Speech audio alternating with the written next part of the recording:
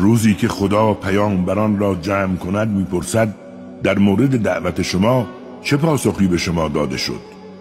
میگویند ما چیزی نمیدانیم، تو خود آگاه هر غیب و نادیده ای هستی. و هنگامی که خدا به عیسی پسر مریم گفت یادار نعمتی را که به تو و مادرت عطا کردم، آنگاه که تو را به واسطه روح القدس یاری کردم تا تو هم در گهواره و هم در بزرگسالی با مردم سخن بگویی و کتاب و حکمت و تورات و انجیل را به تو آموختم.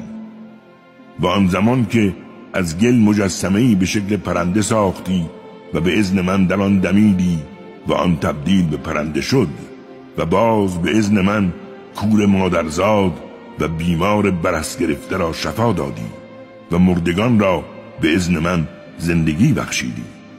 و نیز آن هنگام که با این معجزات روشن نزد بنی اسرائیل آمدی و من تو را از آسیب آنان حفظ کردم، اما ناسپاسان آنها گفتند که این فقط یک جادو و چشمبندی آشکار است.